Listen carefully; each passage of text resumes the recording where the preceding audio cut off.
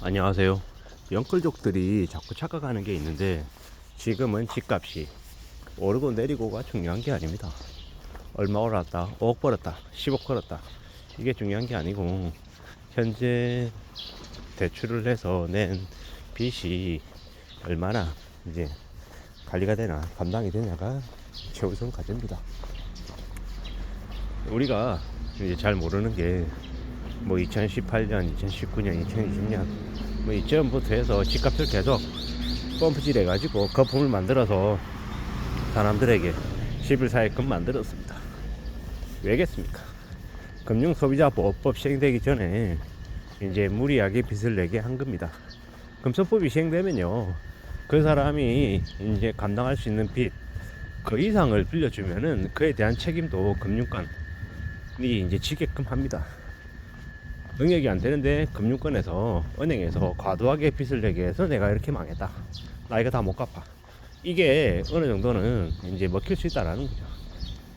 이제 그런 법이 시행되기 전에 이미 이제 오도 가도 못하게 미리 다 걸려들게끔 만든 겁니다. 왜 길을 쓰고 특히나 젊은 청년들 위주로 해서 대출을 많이 내줬겠습니까? 그들이 미래에 벌어들일 이제 미래 소득까지 미리 다 땡겨서 담보 잡게 만든 게 왜겠냐라는 겁니다. 이 금융권들이 이제 앞으로 뜯어먹고 살 이제 그 대상들이 그 노예들이기 때문이죠. 그렇게 노예 신세로 전락한 이들은 이제 죽을 때까지 빚을 이제 갚으면서 허덕이며 살아야 되는 거예요. 그게 이제 금융노예 600만 명들의 이제 앞으로 이제 결말입니다.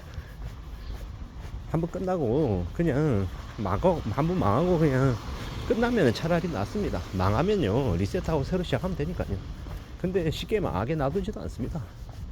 꾸역꾸역 괜찮다 좀만 참으면 금리 낮아지고 괜찮아질 거야 라고 꼬드겨서 계속 끌고 가는 게 금융권들의 속셈입니다. 빚지면 안 된다라는 얘기를 그냥 빚이 무섭다 뭐 이렇게만 얘기하니까 잘 못 느끼는 이들이 되게 많아요. 근데 우리가 빚을 1,000만 원 갚는 것도 쉽냐고요.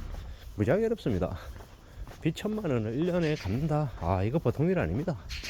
뭐 단순 계산하면 뭐 그러면 3, 4만 원이 원금이고 뭐 이자 몇십만 원 이렇게 해가지고 1년에 130만 원, 140만 원, 150만 원 이렇게 내면 갚을 수 있는데 뭘 그걸 그렇게 어렵다고 얘기하냐. 사기치지 말라고 얘기하는데 현실 세계에서 실제로 1년에 월에 100만 원 갚는 게 쉽습니까? 정말 쉽지 않습니다. 무지하게 힘든 일입니다. 그걸 이제 모르고 떠들어대는 놈들이 너무도 많다는 겁니다. 뭐 레버리지를 이용해야 된다 뭐 어쩌고저쩌고 개소리 하는데 그다 진짜 말 그대로 개소리입니다. 그걸 정말로 잘 활용해서 운영해서 할 수 있는 사람은 극소수다, 극소수. 그리고 내가 그런 능력이나 재능을 가지고 있을 거라고 착각하면 그때부터 인생이 꼬이기 시작하는 겁니다. 사는 게 얼마나 무섭고 얼마나 이 변수가 많은지를 모르는 이들이 너무 또 많은 거죠. 조심하고 정신 바짝 차리고 대응할 이제 모습을 갖춰야 됩니다. 그래야 살아간다라는 겁니다. 우리가 살아가는 이 삶의 모습이 참으로 만만치 않다라는 걸 인정해야 됩니다. 받아들여야 된다라는 거죠. 이런 생각 저런 생각 여러 가지 생각들이 많이 들 것인데 앞으로 어떻게 살아야 될지에 대한 고민도 많이 할 텐데 그런 고민들, 그 모든 것들이 어때야 된다? 제가 감당할 수 있는 수준이어야 된다, 빚지지 않아야 된다 라는 이야기를 좀 하고 싶은 겁니다. 그래야 삶을 또 지켜냅니다. 너무 소홀하게, 너무 만만하게, 너무 쉽게 생각하고 빚진 이들은 한번 빚을 지기 시작하면 죽을 때까지 그 빚에서 헤어나오지 못한다라는 겁니다.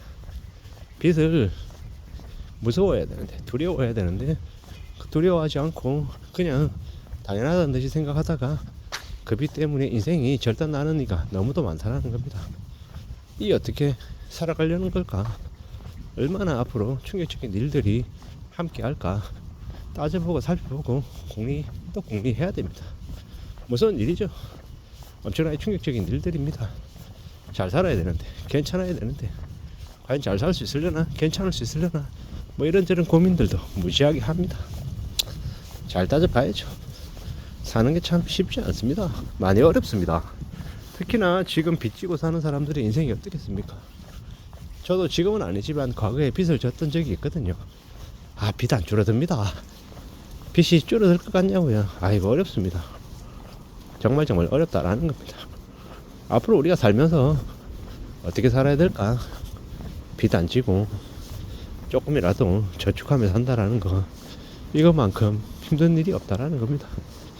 앞으로 살면서 좀 더 조심하고 좀 더 염려하고 좀 더 나은 자세로 지낼 궁리해야죠. 그렇게 살겠다라고 각오를 해야 될 겁니다. 무리하게 빚을 진 이들이 사는 게 괜찮으려나? 괜찮을 수 없죠. 지금 같은 시국에요, 제일 필요한 게 뭐냐? 안정적인 직업, 그리고 빚 없는 거, 그리고 건강. 이것만 있어도 그래도 잘 살 수 있습니다. 앞으로 노동력 부족 국가라서 뭐 시간이 지날수록 일할 곳은 여기저기 넘칠 거라고 합니다. 그렇기 때문에 너무 뭐 노후를 두려워하고 노후 자금이 없어가지고 힘들어질 거다라는 걱정을 미리 땡겨서 할 필요는 없는 것 같습니다. 그보다는 현재의 삶에서, 현실의 삶에서 좀 어떻게 하면 좀 삶이 좀 살아지려나, 살아낼 수 있으려나, 뭐 이런 생각들을 하면서 좀 대비하고 대응하고 사는 게 더 필요한 것 같습니다.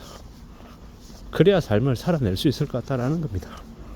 앞으로 더 정신 차리고 더 마음 굳게 먹고 뭐 지내는 게 필요합니다. 너무 빚을 만만하게 생각하는 거, 그게 제일 위험하고 제일 무서운 것 같습니다. 물론 보통의 사람들이 삶을 살다 보면 매달 보면 참 빡빡합니다. 남는 것도 없고 저축은커녕 마이너스 안 나면 다행이다, 이런 얘기들도 많이 합니다. 잘 알고 있습니다. 그렇다라는 거. 그럼에도 불구하고 그런 상황 아래서라도 조금이라도 더 아낄 궁리하고 저축할 거 찾고 그렇게 살아야 삶이 안정적으로 유지가 되더라는 겁니다. 그런 삶을 좀 살았으면 좋겠다 라고 저는 생각합니다.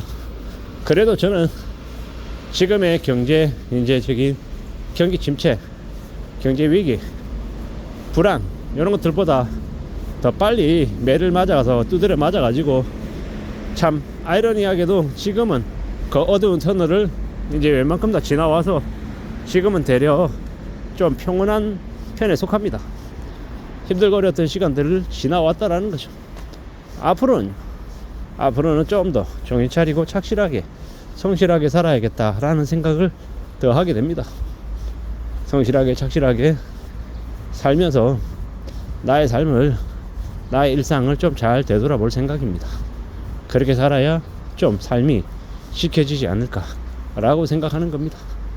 참 무던하게 부지런히 차근차근 삶을 좀 잘 챙겨 나가야 되겠다 라고 생각하고 지금을 지내고 있습니다. 함부로 비치지 말아야 된다. 집값이 올랐다 내렸다, 이거 하나도 안 중요하다 라는 말씀을 드리고 싶었습니다. 이상입니다.